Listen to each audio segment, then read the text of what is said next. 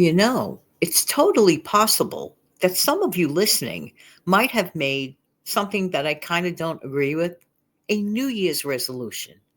But let's think about it. A New Year's resolution is kind of sort of a promise, right? Except in a very absolute way. But why am I talking about that right now? We're a bit away from January. In fact, we're almost near springtime. Hi, good morning, good afternoon, good evening. This is Jan. Welcome to another episode on this channel, the Save Money and More with Jan channel. How you doing today? Come to talk to you today about a few simple ways to reduce financial stress this year. Perhaps one of the so-called resolutions you made was to have a better financial year, right? And I mean, it's just logical to believe that when your finances are lined up like ducks in a row, you just kind of sort of feel better. Am I right or am I right? And I know that you really do mean well. And you really, really, really want to do this. So, why don't we just talk about a few simple ways? Totally, totally easy peasy. I promise you, easy to digest information. Okay. One of the things that may be bothering you without even you realizing it is that you still owe money on something you might have paid for through a credit card, like a while back.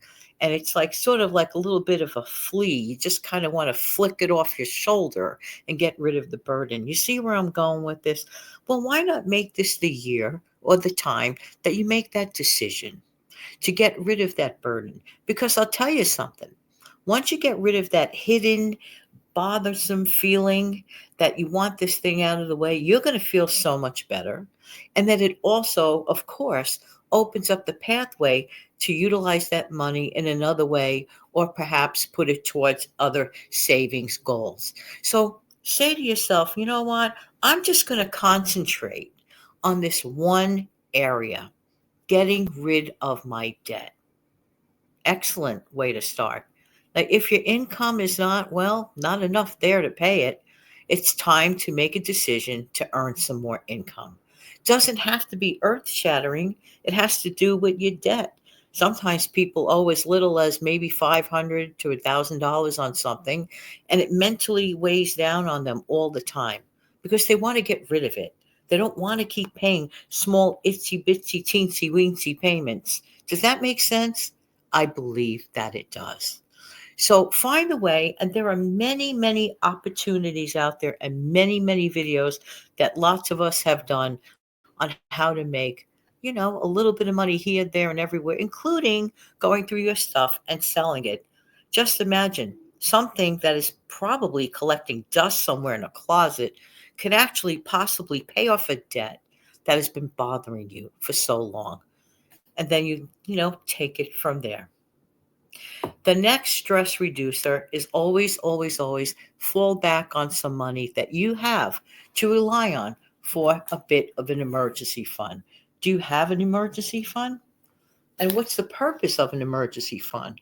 Well, basically, you'll be saving money to cover unexpected expenses like medical bills, car repairs, possible job loss. Yeah, that's a scary one, especially the last part, possible job loss. Yeah. So if you increase your income, which goes back to the original thing, you could also put some of those monies into an emergency fund. Next, and I talk about this at least once a week, continue or to begin a stockpile of food groceries and non food item groceries to increase your pantry. It just makes you feel better. It is just such a secure, wonderful feeling to know that you could just walk into your room and if you need something, you got yourself your little bit of a stash of food or stash of non edible things that you have already. Do it little by little. And I have noticed a pattern. Isn't it so much easier to do things little by little? I'll give you an example. I dread this time of the year because, like all of us, we have to pay our fair share. You know what I'm saying? And it's like, oh, sitting down and doing it this way and doing it that way. I take care of that matter myself because I like to, even though I dread it. But once I get started, it's the getting started part sometimes that's hard. And that's what I want to talk about. Sometimes it's getting started that's actually the most difficult part of all. I don't know what it is. Is it a motivational thing with people? It's like, oh, but then you also know in the back of your mind, once you do get started, you start feeling better, right? So that goes to when it comes to straightening out your finances and wanting to get back on your feet. I know you really want to do it. So I think it's really, really good that you do. But getting back to stockpiling for groceries, that's a simple one, especially simple one. Because with your discretionary money that you allow for food expenses, for example, you are in control. It's not like, well, your mortgage is one number, your rent is another number, and you absolutely have to deal with that because, well, we kind of like a roof, right? But when it comes to food, that's just one of those discretionary expenses of which you can, pick and choose and be flexible about. It's just a question of being more organized. I have found that shopping for things in advance, planning ahead, getting the best sales, so what? It takes a little bit of a minute or two to look through the sale items. I think it's kind of fun if you think about it, sort of like bagging a deal. You see where I'm going with that? Don't you feel good like when you pick up something you really, really love or your family really, really enjoys at a fraction of the cost? Yes. So there are many, many ways and many, many, many tips that I go through all the time here on this channel, and not just myself, but all the other wonderful content creators out there that have so many, so many things to offer.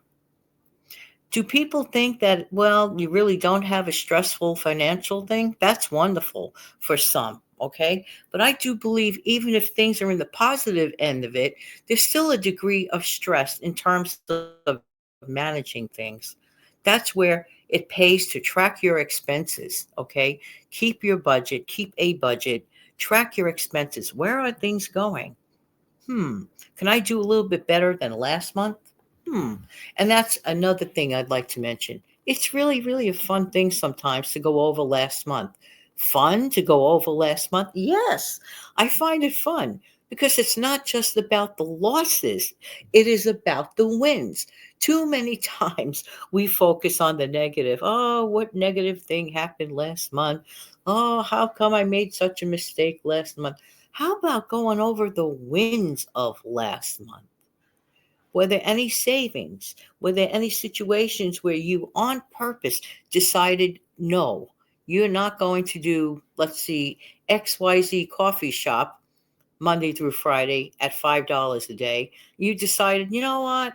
I'm not going to deny myself it completely, but maybe you'll have just one trip to XYZ coffee shop. You see where I'm going with this. It's really up to us to reduce our own financial stress, but you also have to believe in the possibility and the probability that you can do it. I know you can. I really, really do, because I do believe in you. Thank you so much for being here. I really do appreciate everybody's time. Don't forget to come back in the future for some more tips and tricks. Take good care. Don't forget to click like, share, and subscribe. Thank you.